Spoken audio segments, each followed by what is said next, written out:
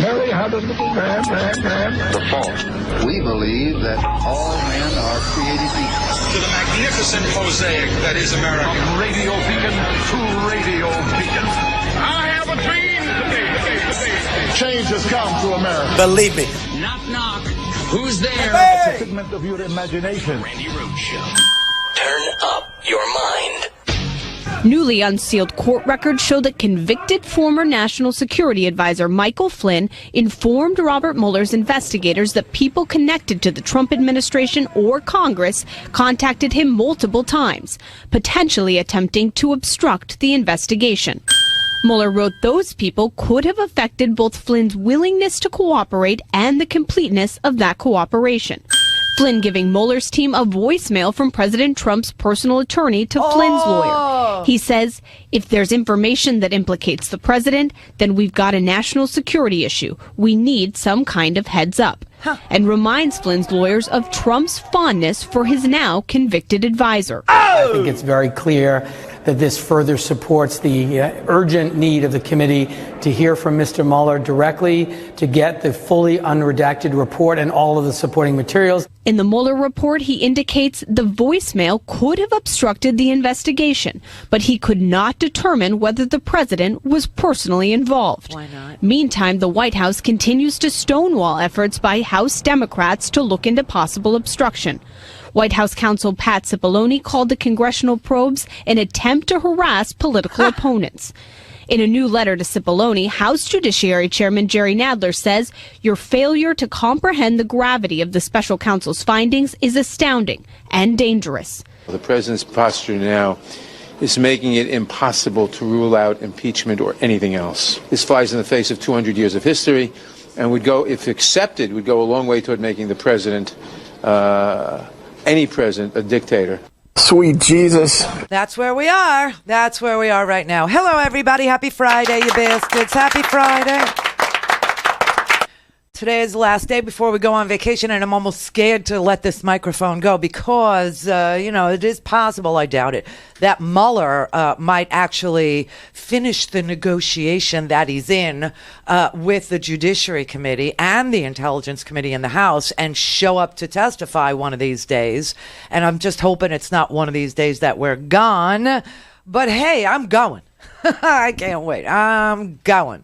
I'll probably periscope from, our little vacay. I'll show you what's going on, in civilized parts of the world where people actually like each other, where countries aren't being pulled apart by dictators with spray painted, pumpkin-colored skin and freaky teased comb-overs, stuck in place with bedhead, helmet head. That's what he uses. I just bought it. What did I buy? I bought Chi helmet head. Somebody's got to tell me if that'll work on the frizz because, it's very humid. Very humid where I'm going. You know where I'm going. So anyway, there is this story that broke last night. I believe the first place I read it was on the Daily Kos. I think they had it first, but this was in response to a Washington Post request for information, right? That's how this is all coming out now. And what it is that Flynn apparently has voicemails. Flynn apparently has recordings of various, this occurred multiple times according to the sentencing document. Okay, this sentencing document is where all this information is coming from. Mueller says he's ready to sentence Flynn. Okay, and so in the sentencing document, aid to the judge, where he's recommending a very, very light sentence for Flynn because of the ginormous amount of cooperation that Flynn offered, that Flynn pled guilty early, that Flynn was one of the only people that was willing to plead guilty about lying to the FBI, that he did it early, that he did it often, that he kept on, all his meetings, like 19 different ones, that he provided documents and apparently tape-recorded conversations between transition team members, administration officials, and members of Congress. What were we talking about yesterday? What was I telling you yesterday? I played you Comey's town hall answer when he was asked, to comment on the fact that the Trump administration is blaming the Russian interference on the Obama administration. And Comey explains that he and the President of the United States, Barack Obama,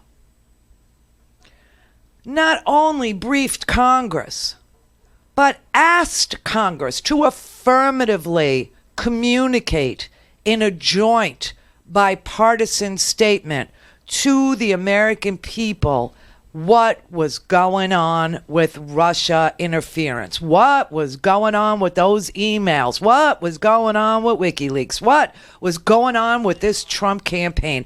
And he said, to the eternal shame, the Republicans said no. They wouldn't tell the American people.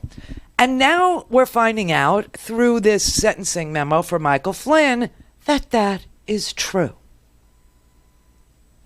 That the Republicans knew what was going on as it was going on, what the Russians wanted, that they preferred Donald Trump and that they hated Hillary Clinton, and they would do just about anything to make sure she lost, and that they would campaign affirmatively for Donald Trump in the United States, hack emails, disperse them at critical periods in the campaign.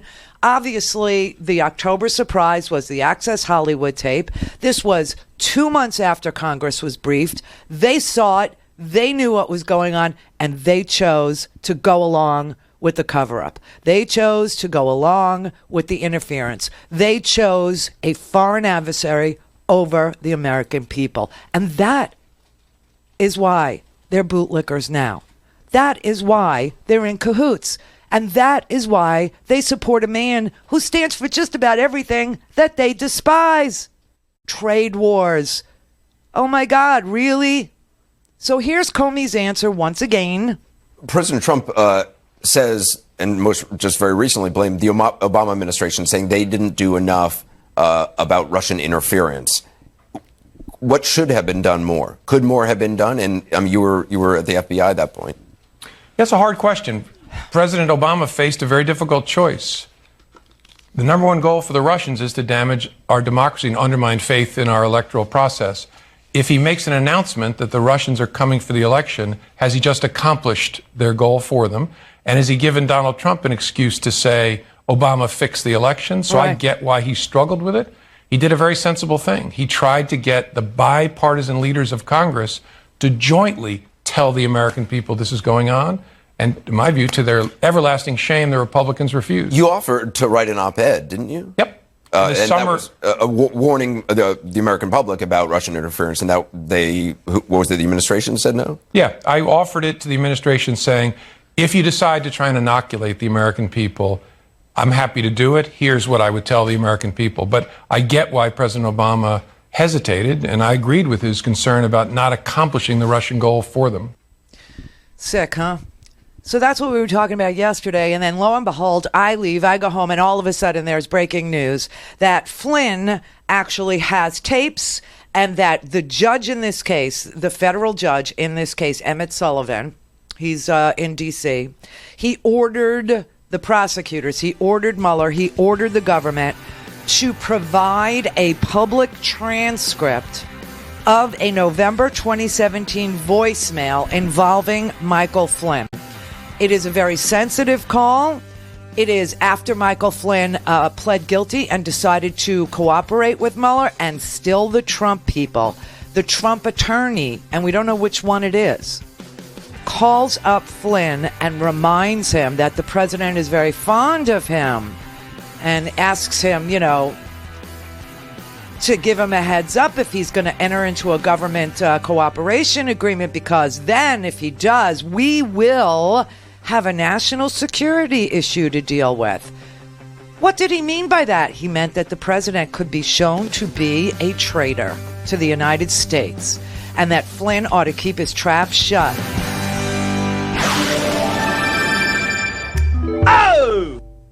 A things Randi at RandiRhodes.com. Go for launch. Speaking truth to power, the Randi Rhodes Show. Michael Flynn, once again, the former national security advisor to the president, testified that communication from people connected to the Trump administration and to Congress could have influenced his cooperation with the Mueller investigation. Is this new information to you and to your committee, or were you aware of all of this? This is new to me. This is very explosive, Wolf. I think it's very clear that this further supports the urgent need of the committee to hear from Mr. Mueller directly, to get the fully unredacted report and all of the supporting materials, and to very likely bring Mr. Flynn before the committee as well.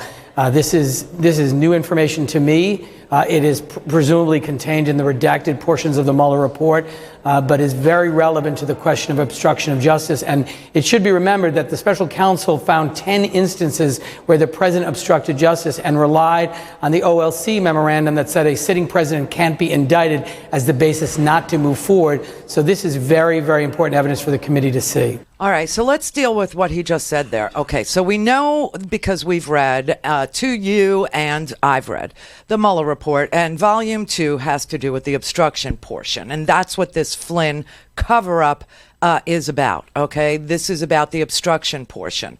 And what it says is that Flynn actually had conversations with the Trump campaign. He had conversations about working with WikiLeaks. He also had information related to the White House obstruction efforts. And this is the portion of the obstruction efforts. So we know that in the sentencing memo, Mueller is saying that Flynn should, get probation or a very light prison sentence because he is assisted, and I'll read you from the memo, with several ongoing investigations. A criminal investigation in the Eastern District of Virginia that is likely to result in criminal charges. That's an ongoing investigation. And the special counsel's office investigation concerning any links or coordination between the Russian government and individuals associated with the campaign of President Donald J. Trump, and redacted. So here's what the judge said. Judge Emmett Sullivan said, now we want the whole portion of the Mueller report, unredacted. The judge is saying, I want this. And I want this unredacted. I want all the underlying evidence. I want everything. And I want it now, if it even has any possibility of relating to Michael Flynn. So the judge is asking for the unredacted Mueller report with regard to the WikiLeaks, working with the Trump campaign and WikiLeaks. He wants all the conversations about the Trump campaign and Russian government officials before and after Flynn made his guilty plea, which means that the obstruction was ongoing, just like Manafort. Remember, Manafort had entered into a plea deal. And Manafort, they had to take Manafort back to court because during the plea agreement, Manafort began to lie to Mueller yet again. Remember that? Well, they tried it with Flynn, too. Now, Manafort played with Trump, and look where it got him. Flynn did not. So the judge is saying that not only does he want the Mueller report unredacted, but he wants the transcripts of any voicemails, of any phone conversations that Flynn produced for Robert Mueller, or any that he knows of to this minute, provided in a public transcript. And he wants it posted on a court website by the 31st of May. You know what's interesting is the underlying evidence. This is what Emmett Sullivan wants. He wants the underlying evidence. Do you remember? You see, this is why it's a little upsetting that there's like a preconceived idea about who the Democratic nominee is going to be, because you got some amazing people. You remember when Kamala actually questioned Bill Barr? It was an amazing question and answer, 5 minutes. I mean, that's all she had. And she asked him this question. She asked about, did you read the underlying evidence? Did you look at anything but Mueller's report, or did you actually listen to or look at or read or study the underlying evidence? And his answer was no. And that was stunning. My question is, in reaching your conclusion, did you personally review all of the underlying evidence? No, we took and accepted. We accepted Mr. Rosenstein? No, we accepted the statements in the report as the factual record. We did not go underneath it to see whether or not they were accurate. We accepted it as accurate and made our. So you accepted the report as the evidence? Yes. You did not question or look at the underlying evidence that supports the conclusions in the report? No. Did Mr. Rosenstein review the evidence that underlines and supports the conclusions in the report, to your knowledge? Not to my knowledge. We accepted the statements in the report. Did and anyone the characterization of the evidence is true. Did anyone in your executive office review the evidence supporting the report? No. No. That was sickening. That was shocking. Okay, that the Attorney General of the United States did not look at any of the underlying evidence that supported Mueller's conclusions. Now, what the judge is asking for is obviously the underlying evidence that supported Mueller's conclusion. He wants the still redacted portions of the Mueller report that relate to Michael Flynn. He wants it given to the court, and he wants it made public. Some of the things that Barr refused to look at, some of the underlying evidence, was a December 2016 phone call where Michael Flynn is talking to the Kremlin, and he's telling them, don't get too riled up about the sanctions that Barack Obama had just announced. Give Trump time to take office. That particular phone call, we know now, and we've known this for a while, was intercepted by U.S. intelligence, because we always monitor Russians speaking in the United States. And it was with Ambassador Kislyak. And of course, Ambassador Kislyak was routinely recorded, and Ambassador Kislyak would have known that. It raised grave concerns. And also there are frequent and secret contacts with Trump allies and his advisors during the campaign and before his inauguration with the transition team. There is a second conversation where an attorney for Donald Trump tried to learn whether or not Michael Flynn had any problematic information about the president's contacts and the president's campaign's contacts and the president's transition team's contacts with Russians. Also, on the obstruction portion, John Dowd, then the private attorney for Donald Trump, had called Michael Flynn and said, pretty much, don't cooperate with the FBI. Because remember, Donald Trump, he loves you. He loves you, Michael. Pretty much dangling a pardon in front of Michael Flynn in exchange for him not testifying, not cooperating. And so now, well, there's a whole bunch too. There are multiple episodes in which, quote, he or his attorneys received communications from persons connected to the administration or Congress.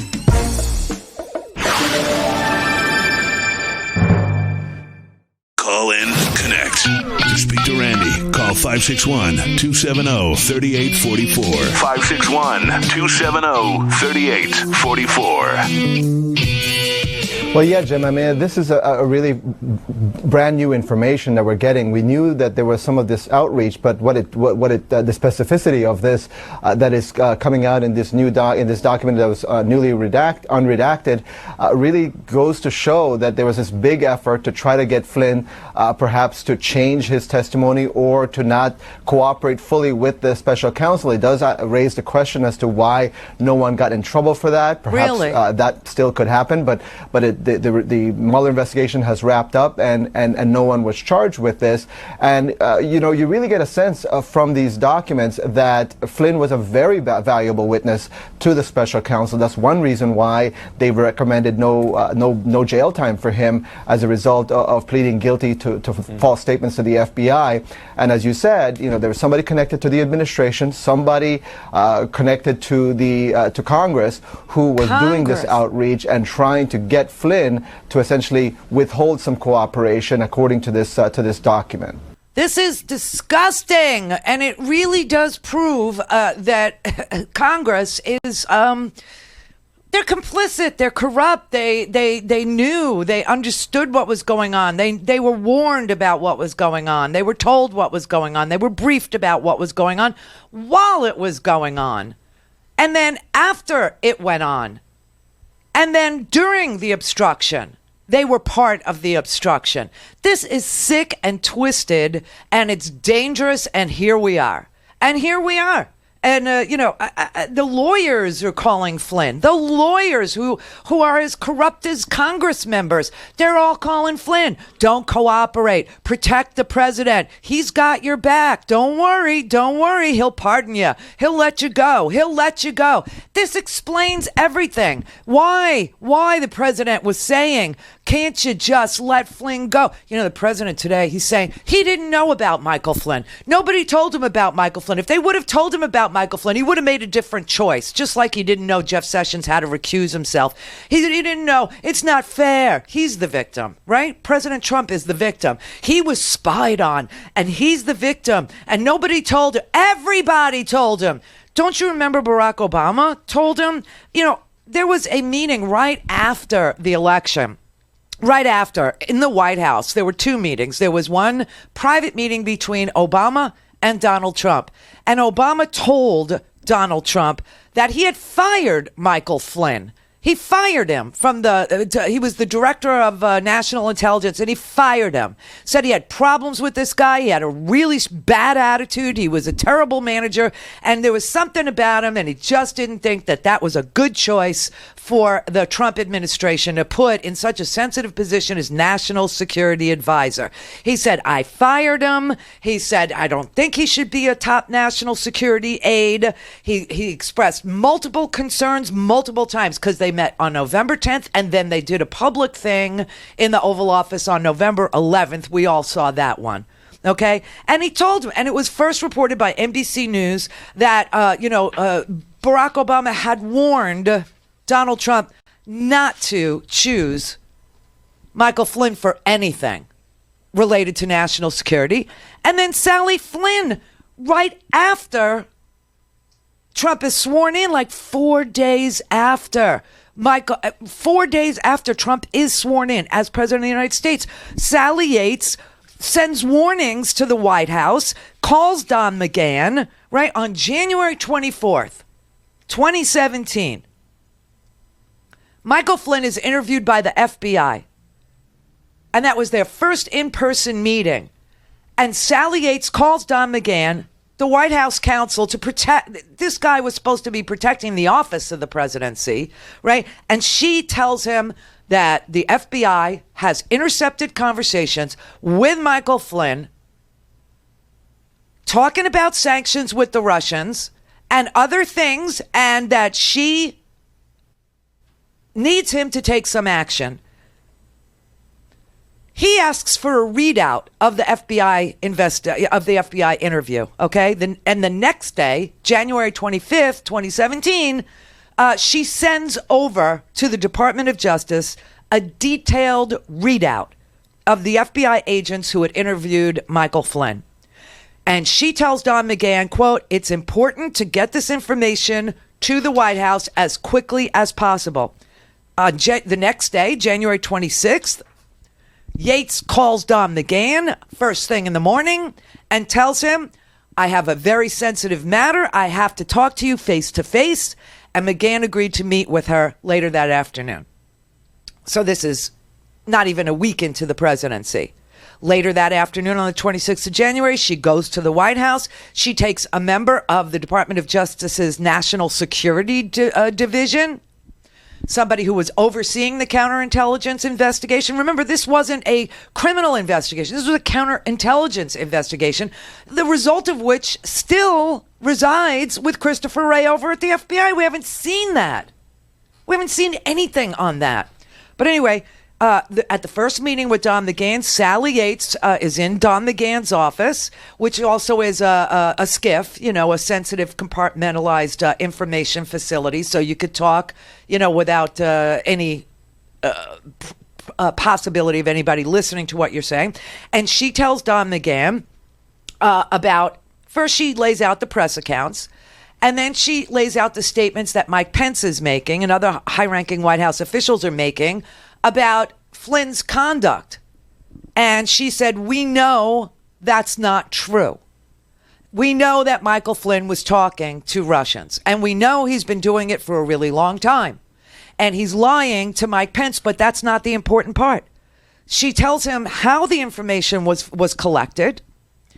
In a very granular level of detail, she explains to him about how Kislyak is routinely surveilled, and Michael Flynn is an idiot, and he's talking on phones to Kislyak, and they have all the intercepts, all of the conversations, and that this conduct of Flynn's is problematic because when Pence goes out to lie, the Russians know that he's being lied to by Michael Flynn.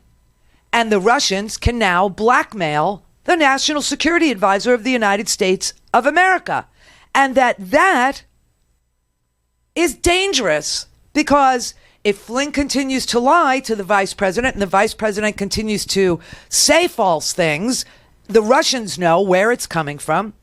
And the Russians can then blackmail our National Security Advisor as things, progress in the administration, as they get tense.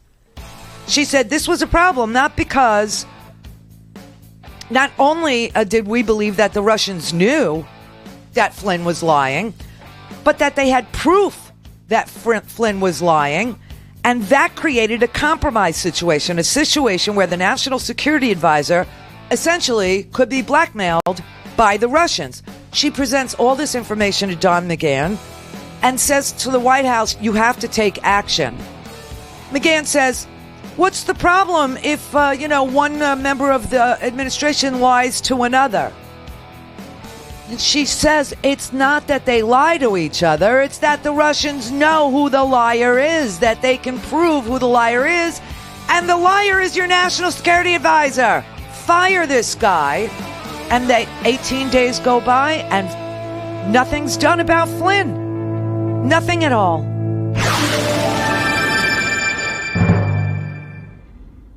The Randi Rhodes Show is live on RandiRhodes.com and the free Progressive Voices app for Android and iOS. Visit the App Store or ProgressiveVoices.com now. We began our meeting telling him that there had been press accounts of statements from the vice president and others that related conduct that Mr. Flynn had been involved in that we knew not to be the truth. The first thing we did was to explain to Mr. McGahn that the underlying conduct that General Flynn had engaged in was problematic in and of itself. Secondly, we told him we felt like the vice president and others were entitled to know that the information that they were conveying to the American people wasn't true. And additionally, that we weren't the only ones that knew all of this, that the Russians also knew about what General Flynn had done, and the Russians also knew that General Flynn had misled the vice president and others. And that created a compromise situation, a situation where the National Security Advisor essentially could be blackmailed by the Russians. And then importantly, that every time this lie was repeated, and the misrepresentations were getting more and more specific as they were coming out, every time that happened, it increased the compromise. And to state the obvious, you don't want your National Security Advisor compromised with the Russians. So remember when we had that testimony from Sally Yates, we didn't really truly fully understand what she was getting at. And now we freaking do. And now we freaking know.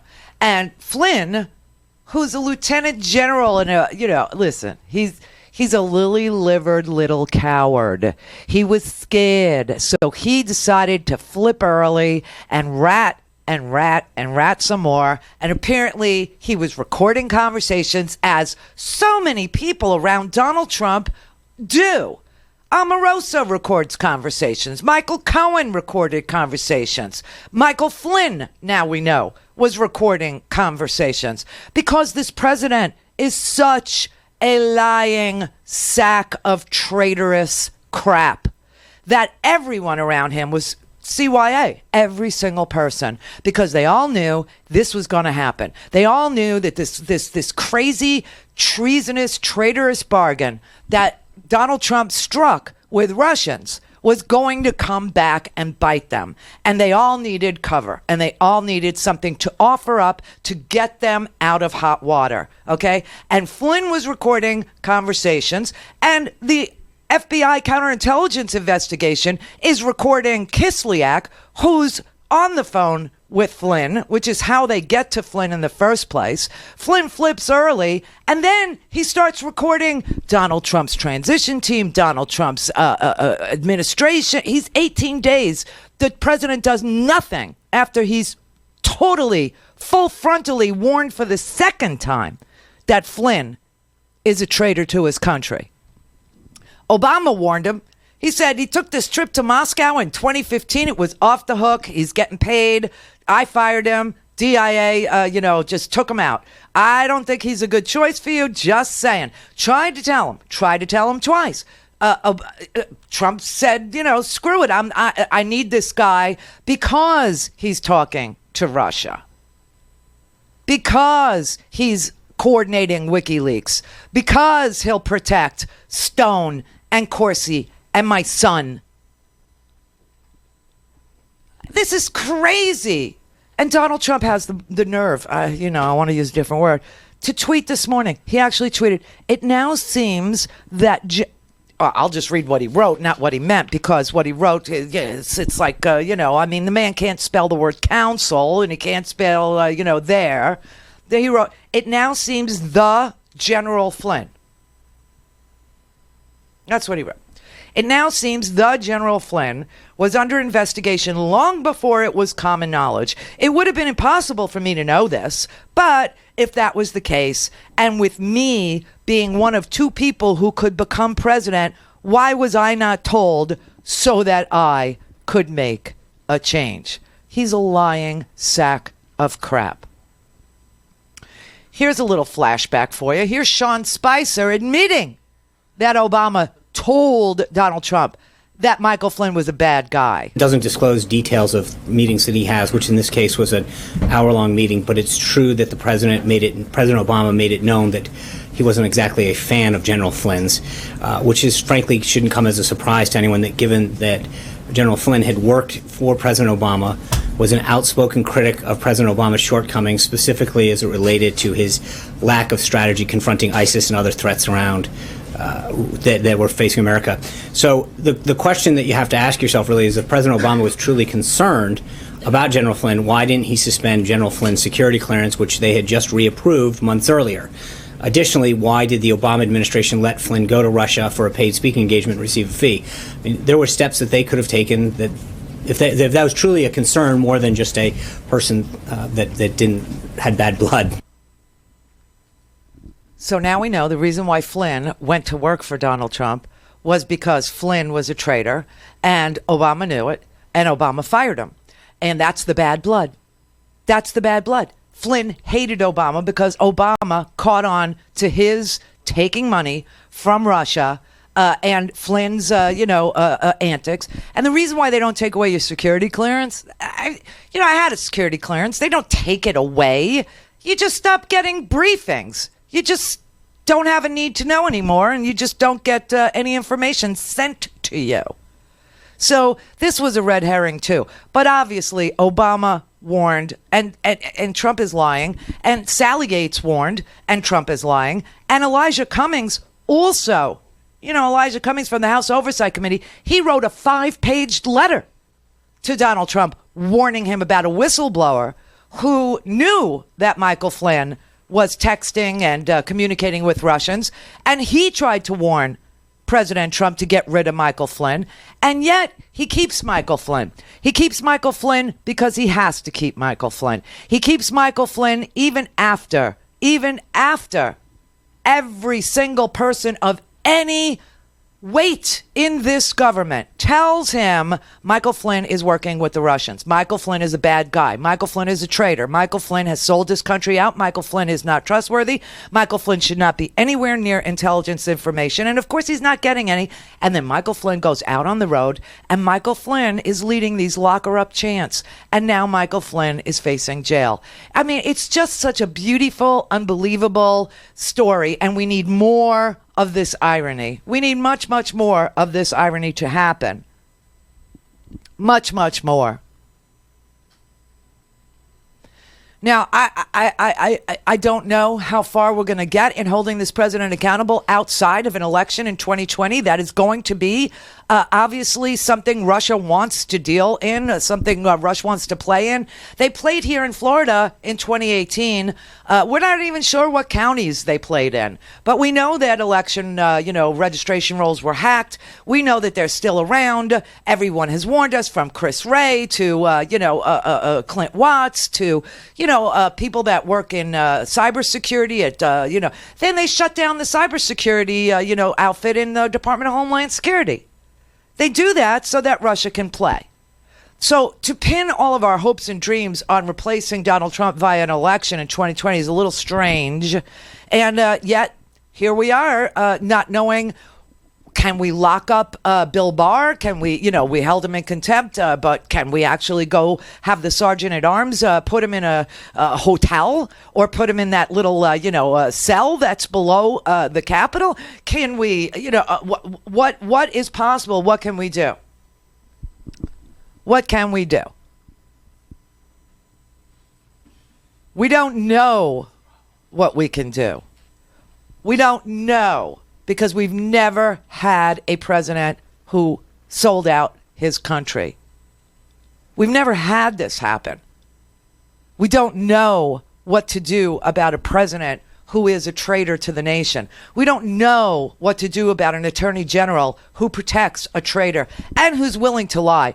I mean, this is just unbelievable. I don't know if you saw this. I doubt it. I would have missed it if it wasn't for the internet, because I refuse. I cannot watch this channel anymore. It's just so bizarre and so off the hook and so divorced from the crimes that have actually been committed, that it makes it like it's like reading 1984 all over again. The 2-minute hate and the newspeak and the memory hole for news, and freedom is slavery and war is peace and up is down and black is white.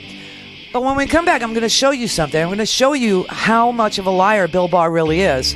This is the reason you collect sound bites from hearings. This is the reason why you stress out when you're in my position to actually get the clips of the hearings, of the testimony under oath, because you know you're going to need them. You know you are. That's why I have Sally Yates. That's why I have James Comey's testimony. Well, we're going to revisit Bill Barr and all of Bill Barr's lies.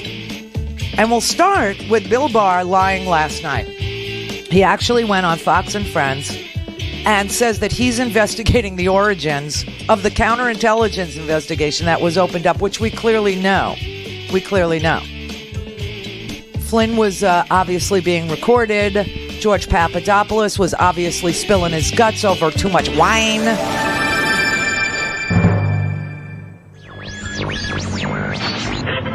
Mary had a little man. The fault. We believe that all men are created equal. To the magnificent mosaic that is America. From radio beacon to radio beacon. I have a dream today. Change has come to America. Believe it. Knock, knock. Who's there? It's a figment of your imagination. Randi Rhodes Show. Turn up your mind.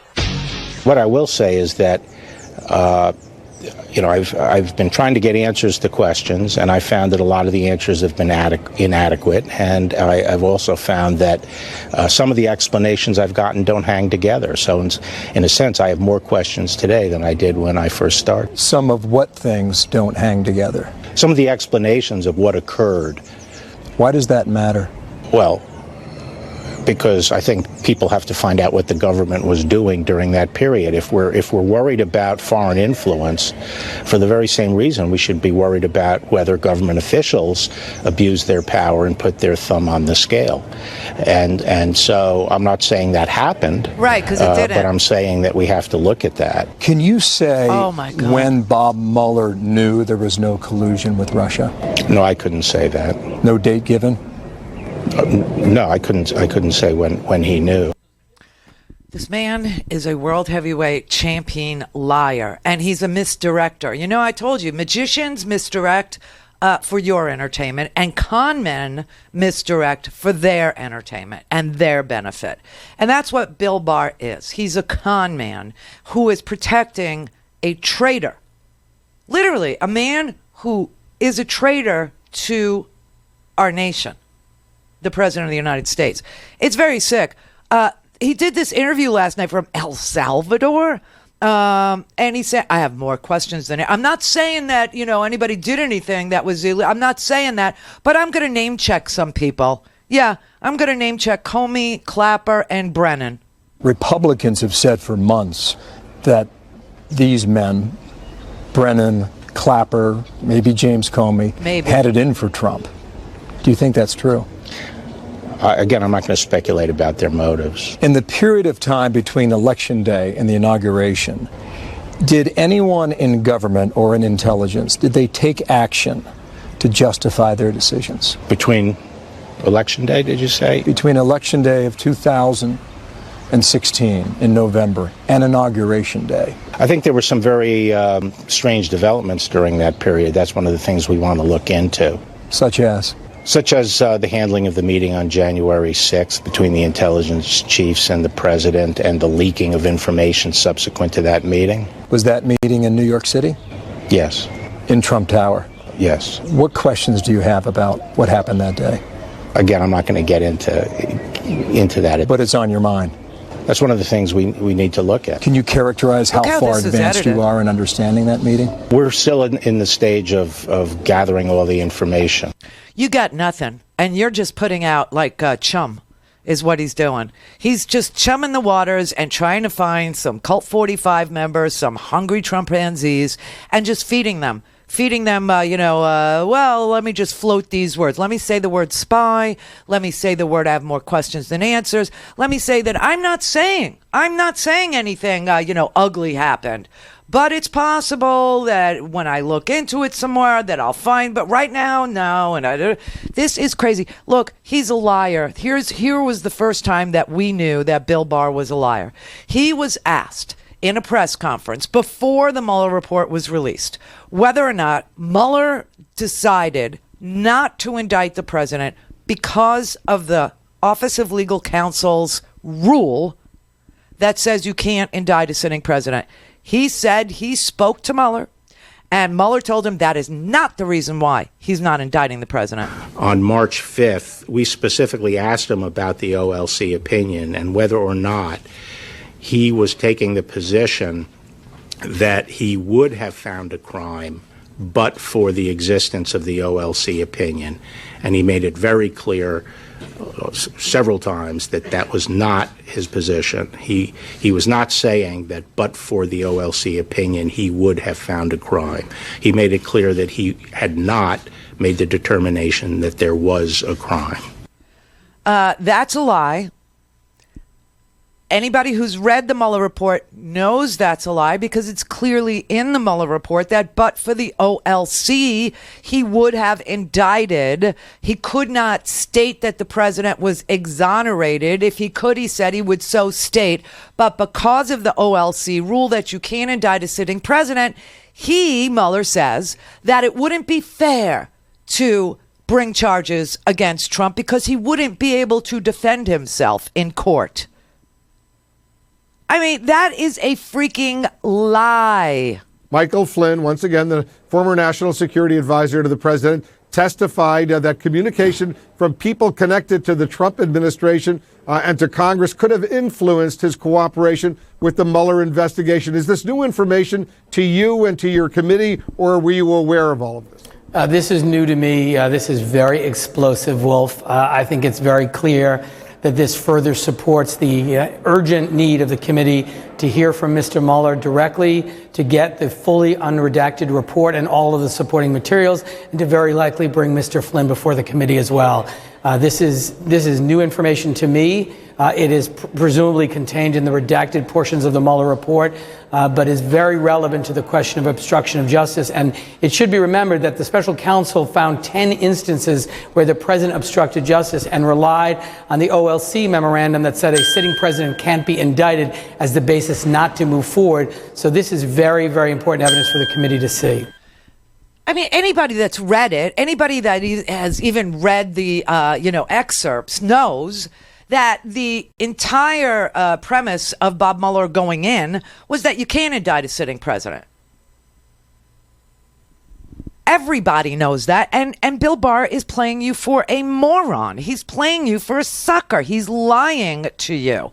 Then we found out that Mueller has been writing letters, multiple letters, 2 letters to Bill Barr. He wrote one on March 24th to say he was mischaracterizing the findings of his report, and he wrote again and told him that you're mischaracterizing the substance of the report. When Bill Barr was asked about that, he lied under oath. Reports have emerged recently, General, that members of the special counsel's team are frustrated at some level with the limited information included in your March 24th letter, that it does not adequately or accurately necessarily portray the report's findings. Do you know what they're referencing with that? No, I don't. No, I don't. Yeah, he does. He got 2 letters and a phone call. And he refused to tell Charlie Crist, the congressman, in the Appropriations Committee subcommittee hearing about it. He also lied to Chris Van Hollen, okay, who asked him, why did you put this out? Knowing that, that Mueller didn't, that he had written summaries that were totally suitable for public consumption. Why did you do this? You sent a letter to the United States Congress that included something which was a principal conclusion, which was not a conclusion reached by the Mueller report. You indicated that they did not exonerate the president. Right. You did. Right. And so I'm asking you whether you agree with Mueller that there were difficult issues of law and fact in making that assessment. That's not a question I really can answer until I think. Well, you did it, but you did. You looked at the report, right? And you looked at the evidence of the report, and you made a decision. And you said that the president's not guilty of criminal obstruction of justice. I'm asking you, in your review of the report, did you agree with Mueller that there were difficult issues of law and fact? I'm going to give my reaction and comments, about the report after the report. Well, it would have been, but you put your view of the report out there on this issue of obstruction of justice, right? Nobody asked you to do that. I didn't put my view of the report. Well, you put your assessment on, you made a conclusion on the question of obstruction of justice that was not contained in the Mueller report. And I'm simply asking you, why? When you looked at the evidence, did you agree with Mueller and his team that there were difficult issues of law and fact? As I say, I am going to explain my decision, and to the extent that requires any assessment of the Mueller report, I'm going to do that when the Mueller report is out. Did your decision require you to look into the intent of the President of the United States with respect to obstruction of justice? I'm not going to discuss my decision. I will lay it out after the report is out. This man is a lying sack of crap, and he is protecting a president who committed traitorous, treacherous acts against the people of the United States. That is a fact. And he is lying for this president, and this characterizing what is in that report on purpose, for the purpose of ginning up his base to believe that the president didn't do these things, which clearly there are recordings of people in the Trump campaign, evidence of coordination with WikiLeaks, evidence of coordination with the Russian government, evidence of meetings with the Russian government's assets, and he's just lying.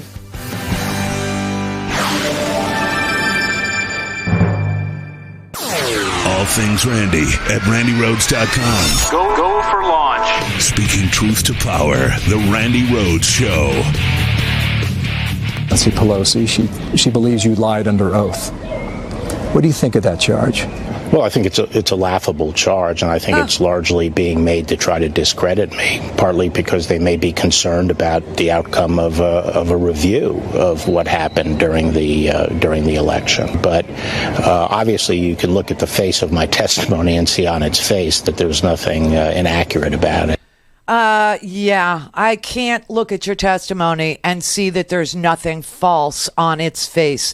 You lied about the OLC opinion. We've played you that. You lied about the fact that you got 2 letters from Bob Mueller saying you were mischaracterizing the substance of his findings. And you sit there and you tell the Fox News viewer, oh, I think that they're calling me a liar because they're worried about a review. This would be the 3rd freaking review of how this counterintelligence investigation was opened.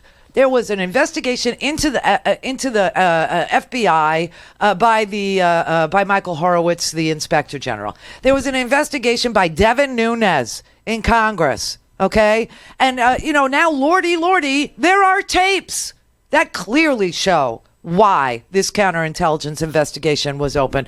So this is all bullcrap. But you know what? I got to tell you, at least now, some people like Nancy Pelosi are uttering the words impeachment. When they are saying, unless you have a legislative purpose, you cannot ask any questions. You cannot investigate unless you have a legislative purpose. But one of the purposes of that the Constitution spells out for investigation is impeachment. Hello. And so you can say, and the courts would respect if you said, we need this information to carry out our oversight responsibilities, and among them is impeachment. It doesn't mean you're going on an impeachment path, 3 times. But it means if you had the information, you might. So it isn't about impeachment, it's about impeachment as a purpose.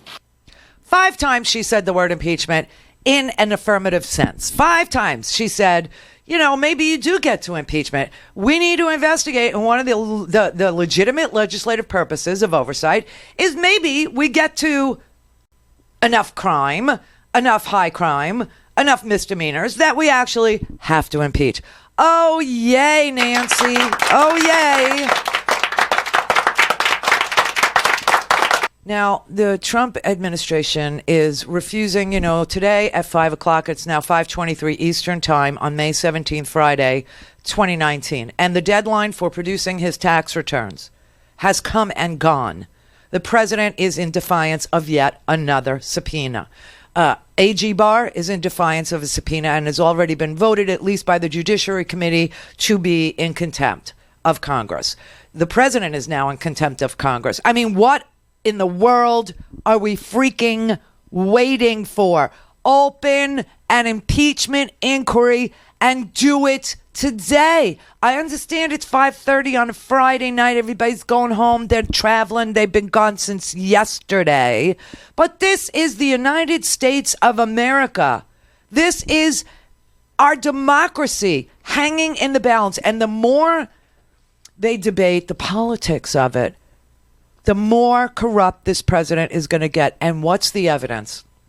What's the evidence that he will go all the freaking way down that rat hole of martial law insurrection? Well, this morning on Fox and Friends, Steve Doocy was interviewing Hogan. Gee, I'm giddy about this martial law proposal. And the audience in New York was cheering for Donald Trump to invoke the Insurrection Act. Do you know what that is? Using the United States military inside the United States to put down an insurrection or an invasion, and they're interpreting a bunch of Hondurans who are fleeing violence as an invasion.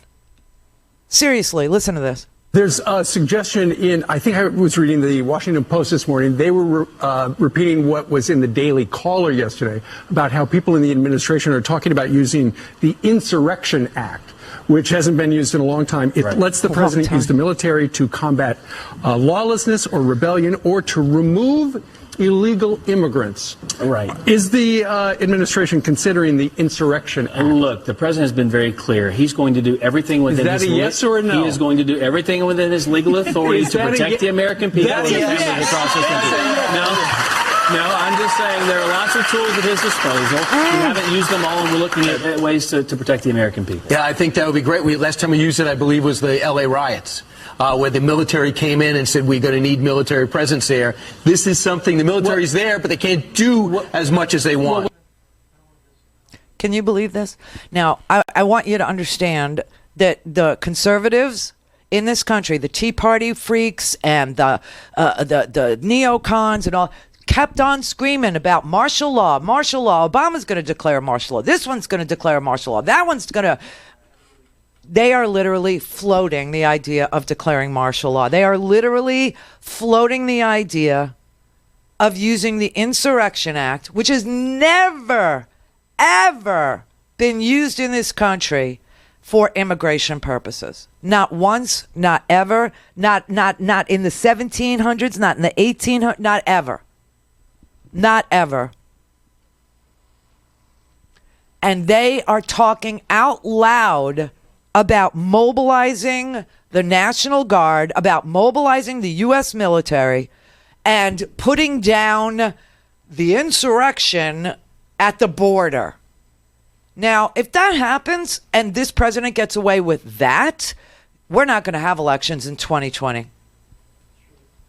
We won't. We won't.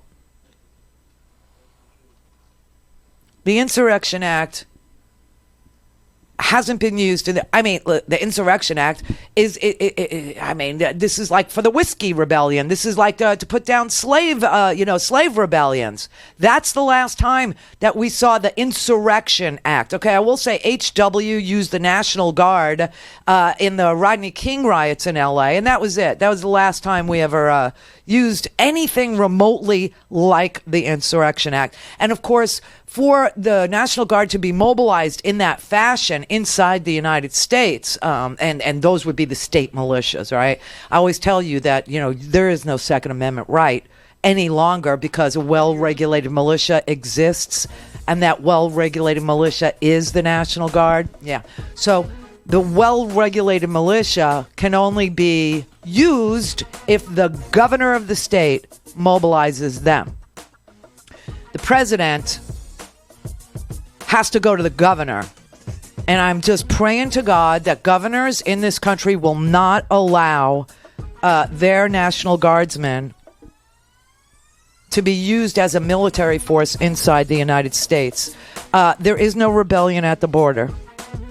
There is no invasion at the border. And here's another thing, okay?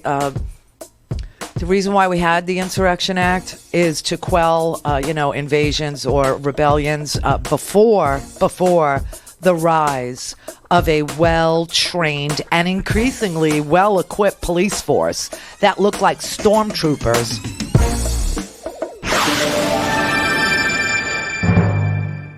Call in, connect. To speak to Randi, call 561-270-3844. 561-270-3844. There's a suggestion I think I was reading the Washington Post this morning. They were repeating what was in the Daily Caller yesterday about how people in the administration are talking about using the Insurrection Act, which hasn't been used in a long time. It lets the president use the military to combat lawlessness or rebellion or to remove illegal immigrants. Right. Is the administration considering the Insurrection Act? Look, the president has been very clear. He's going to do everything within his... Is that a yes or a no? He is going to do everything within his legal authority to protect the American people and their families across this country. No, I'm just saying there are lots of tools at his disposal. We haven't used them all, and we're looking at ways to protect the American people. Yeah, I think that would be great. Last time we used it, I believe, was the L.A. riots. Where the military came in and said, we're going to need military presence there. This is something, the military's there, but they can't do as much as they want. This is sick. This is dangerous. And this is where we're headed. And just the fact that it's been floated, just the fact that it's out there, just the sheer mention of using the military. And the president is saying he's going to do it, and he's going to use the military as a, quote, removal force. There are bad hombres. This is what he said in a tweet today. There are bad hombres that would be sent home, and he's going to have a removal force. A removal force.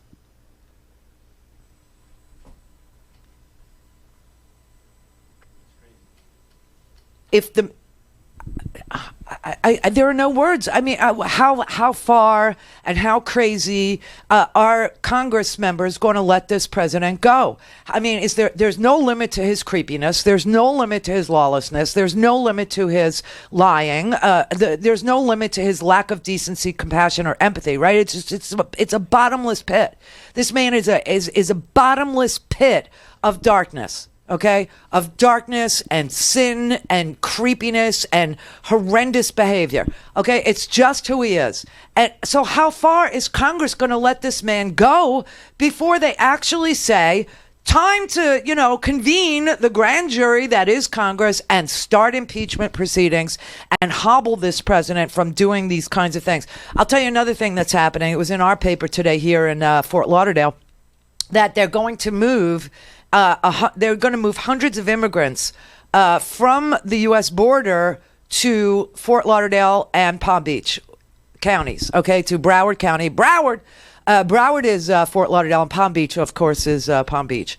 And the mayors of these and the county sheriffs of Broward County and Palm Beach County were not told what they're supposed to be doing. The president hasn't communicated. Our Florida governor, who, if I could have voted against him 10 times, I would have. But Ron DeSantis is a Republican who can't... Remember Ron DeSantis? He was dressing his baby in, Trump onesies. Remember him? So he's now our governor in a state that had our election interfered with. And it was super close. Remember Andrew Gillum and Ron DeSantis? It was a contested thing. Yeah, well, so now the Republican, after we find out that our elections were messed with by Russians, for God's sake, I can't even believe that you have to say this. He's sitting there and he's saying the governor's office was not informed of this decision. Florida counties do not have the resources to accommodate an influx of illegal immigrants. They are putting on airplanes. Each airplane will be carrying 270 passengers, 1,000 passengers each month from the border, I'm guessing they're going to come from McAllen to Florida on planes. $6,000 a flight is what we'll be spending on it. And nobody here in Florida knows anything about it. No one knows where we're getting the money for housing, for food, for health care. Where will these kids go to school? But Donald Trump says that he's releasing these immigrants into Broward and Palm Beach counties. I just want to go on the record saying that if I can open up my house, if you need bedrooms or food or clothing or any help at all housing anybody from Central America, my house is open. I live down the street from a Jewish center. I'm sure they will open up their spaces too. I'm sure some of our schools will open up to take care of some of these people as well. And a good chunk of Broward County and Palm Beach County residents who have extra space in their homes, they will also welcome these immigrants. They're going to deliver them, just in case you're listening locally, they're going to deliver them to border protection offices in Dania Beach, which is Fort Lauderdale, and Riviera Beach, which is Palm Beach, and they will release them into the community. And the federal government is offering no help with this, none whatsoever. No accommodations, no transportation. They're just going to leave them in Dania, and they're going to leave them in Riviera Beach. No shelter, no place to live. They're just going to be, there. Is all that's going to happen. And so the sheriff in Fort Lauderdale, Rick Bradshaw, he asked if there was an end date to this 1,000 people a month influx into our communities. And he said, I asked if there was an end date to this, and they said no. I want you to know the mayor of Palm Beach, Mac Bernard, he said the county is going to do everything it can to help. And that they will demand reimbursement from the federal government on the back end, but we will do everything to help. Our county commissioner, Melissa McKinley, she said the federal government should provide funds up front to care for the migrants. She questioned the logic of the plan because it's almost hurricane season here. And she's like, what is smart about putting a whole bunch of people out in the open, out on the streets of Dania Beach and Riviera Beach just ahead of hurricane season when, communities are going to be battening down the hatches? But the Broward County mayor said the same thing. We'll do everything possible to help these people. We will call on nonprofits. We will call on businesses. We will call on charities to help us take these people in. Well, I'm signing up. I will take people in. There is no question I would do that. Senator Marco Rubio, he wrote a letter to the Department of Homeland Security saying, are there plans? Are there any plans? No, was the answer. There's no plans. We're just going to put them there. And the mayor of Fort Lauderdale, Dean Trentalis, he said, it's going to be disappointing to think that our federal administration are using victims of poverty and despair as pawns in a game that has become more political than substantive. And let me tell you something. That's the least of it, because a lot of people here will open up their houses. There are charities here that are prepared. There are religious communities that are prepared. There are people here who have been through this, who know what displacement is, know what it looks like, knows what it feels like to get here with nothing. We are an immigrant community here. And so it's not going to be a big damn deal for us to take 1,000 people a month. I mean, you have 15,000 people a month moving here anyway, but it's just not going to be a thing for us. But remember, he's doing it to use these people as pawns, to punish. He thinks we're a sanctuary city-state. We're not. But that's what he's doing. He thinks that he's going to... He's not. This is so sick and twisted, the way he uses human life. This is the Randi Rhodes Show. To speak with Randi, dial 561-270-3844. That's 561-270-3844. This is a message for leaders of the Democratic Party. For over 2 years, this president has broken the law. And nothing happened. You told us to wait for the Mueller investigation. And when he showed obstruction of justice, nothing happened. When this president took money from foreign governments and blocked the release of his tax returns, nothing happened. And when his administration illegally refused to testify, nothing happened. Now you tell us to wait for the next election? Really? Really? Really? This is why we volunteered, raised money, went door to door, and voted in the last election. Our founding fathers expected you, Congress, to hold a lawless president accountable. And you're doing nothing. Nothing. Nothing. He broke his oath of office. He's defying you. He's laughing at you. And he's getting away with it. This is our democracy. But Congress is part of the system, and the system is broken. We have to fix it. Need to Impeach is responsible for the content of this advertising. Nice. Very, very nice. I'm all about it. I'm all about it, because the more this president gets a pass, the more disgusting his behavior is going to get. The more lawless he's going to be, the more we face things like using the Insurrection Act. The Insurrection is like an 1808 thing. The more that we see, the president's going to treat human beings like flotsam and jetsam. He's going to treat them as pawns in some great game, and mobilize the military inside the United States. Perhaps even suspend elections. I mean, it is 2019, everybody. If this man starts with the Insurrection Act, if this man starts with martial law, there is no election in 2020. I mean, what the hell are we waiting for? You know how long impeachment takes?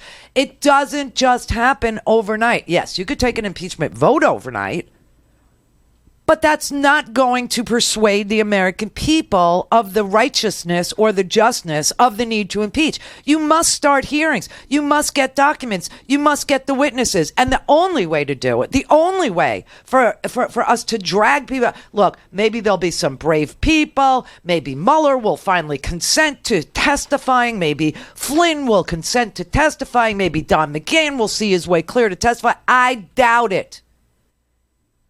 I doubt it. This is crazy. This is off the hook. This is mind-blowingly bad. This is horrific. And you know, we were all waiting for the court to order something, right? Well, that's why we started the show with Emmett Sullivan, the federal court judge, who ordered that the Flynn tapes be posted on a court website, a public court website, no later than May 31st. He wants all the unredacted portions of the Mueller report having to do with Flynn posted. He wants the voicemails posted. He wants the communications and the transcripts of the communications between the Trump campaign, the transition team, Flynn, etc., made public by May 31st. Now, if the Trump administration doesn't comply with the court order, there's your freaking constitutional crisis. There it is. And that's where we're at. That's where we are. Gary in Fort Lauderdale. Hey, Randy. Hey, could I just say thank you? Your wife sent me the most beautiful card. I got it. Oh, is that Mother's Day? Yes. Oh boy, well that's nice. It was beautiful. I'll tell her that you thanked her. Oh yeah. Randy. So is the removal force to remove them and ship them to Palm Beach and Broward County? Is that the idea? I think the removal force is to be on the border and start shooting people, because the president has already suggested that he wishes he could shoot them, and that in other countries you can. Can only imagine what's going to happen when that happens. It probably will. So anyway, about the point of doing this. I mean, just think about this. The 2020 election is going to use footage of American troops rounding up immigrants and refugees in order to motivate his base? Yeah, it'll do that. Okay. And they'll get a good laugh out of it by shipping them down here. Well, I welcome them. I don't know how you... I know you do, yeah. I don't know how you feel about it, but I'm totally open to it. I mean, if I could help just this much, make somebody's life just a little bit better and give them a fair chance at, doing well here, I'm going to do it. You know, like I said, I work in a Haitian neighborhood. There's a Haitian church across the street from me. There's a Jewish center, down the block. We are, we've had Cubans come. We've had Brazilians. We've had Haitians. We've had Venezuelans. We've had Guatemalans, come in a wave. New York is constantly receiving new waves of refugees. Like, you could always tell by the cab drivers. Yeah. 1 year it's all Bangladeshis, then the next year you have all these Russian speakers, then the next year your cab drivers are all, from Kenya. I mean, you can see Senegal, you can see the waves come in. So I think we're fine. I think we'll do a great job. I think so too. I do. Yeah, there's one more point though. You know the word NIMBY? Not my backyard, yeah. Right. I think that's another psychological aspect of this. In other words, when people who are possibly on the fence see people that they might not want in their backyard, they might say, we got to stop these people from coming in. And they might support Trump. Yeah, but look around you. We have all these brown people here already, so they will blend. That's number one, because we are a community of immigrants. There's no question. South Florida is a community of immigrants, which is why we all vote blue. Okay. I think Caucasians are a minority in our counties. Maybe, but it doesn't matter. I don't care. I will say this: the Trumpanzees literally live on Palm Beach. And if they start to see and they realize that their president has done this to them, I think they'll revolt too. But here's another plan. I think that they all need to stay on Trump properties. I think every one of these immigrants should be given a place to stay at Doral. They should be given a place to stay at Mar-a-Lago. You know what I mean? He's got all this real estate empty because it's you got Russians everywhere, right? So let them stay on Trump properties. Maybe it's the new wave of sex slaves. Oh man. Yeah. Disgusting. Isn't that something? Yeah. Bye, Randy. Bye. Eileen in Philadelphia. That's another thing. We have tons of Vietnamese here. We have tons of Laotians here. Everybody gets along. Everybody's cool until you cross over onto Palm Beach where the billionaires live, and then they're all Trumpanzees because all they want is tax cuts. Eileen in Philly. Yeah, I figured he was not send him anywhere. He would send it to sanctuary city.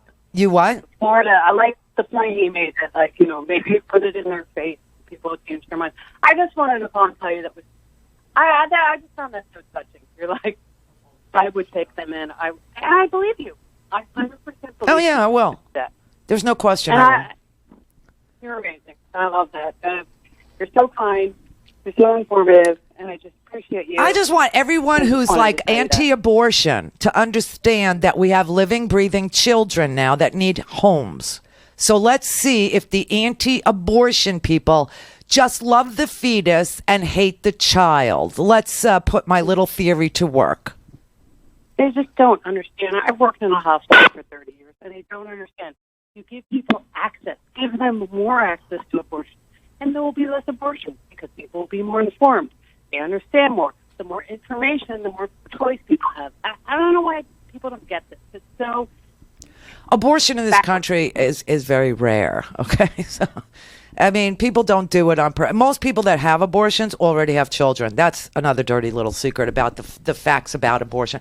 So all the facts about abortion are in the homework today, along with all these stories that we covered today. So, you know, if you don't get the homework, just sign up. It's free. We'll send it to you every morning. If you don't want it, you know, you could just unsubscribe. But it's a great, compilation of all these stories that are in there, and it's got facts about everything, and it's a good little utensil. Jerry in Baltimore. Hey, Randy. Hi, Thanks Jerry. for taking my call. Sure.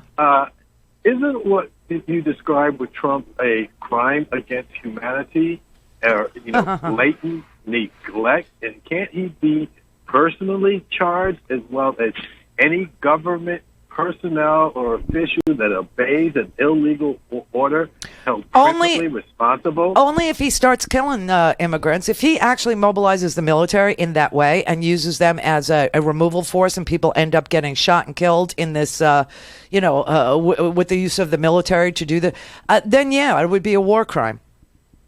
Well, we've already had two immigrants die in the custody of I think 4. I think 4 little kids have died so far. The precedent, and my point is, the precedent has been set. Where's the ACLU to charge? Oh, they're suing him. They've been there. The ACLU is doing a fabulous job of, holding him accountable. So, for cash, for all of his money. Oh, I see. Personally, no, you can't do it. Can't do it. But yeah, this is the situation we're in. So I just want people in South Florida to understand that in 2 weeks, I mean, we'll be gone for a week, and so this isn't going to happen till after we get back. But once we start seeing people land here, I just want everybody, we'll organize and we'll go to Dania. If you're in Fort Lauderdale, I'll go to Riviera Beach, which is, 10 minutes from here, and start opening up your house and understanding, that there are children that are going to need food, are going to need shelter, their moms are going to need food and shelter, and that the president, is using these people as pawns. Also, be very wary of this Insurrection Act thing. And, like I said, if Mueller testifies or whatever, I will Periscope it. I'm going to Costa Rica, you know that. I'm going to Central America anyway. Maybe I'll bring some people back. Stay tuned for the Randi Rhodes After Hours podcast featuring the one, the only Malcolm Nance. See you in a week, everybody. To speak to Randi,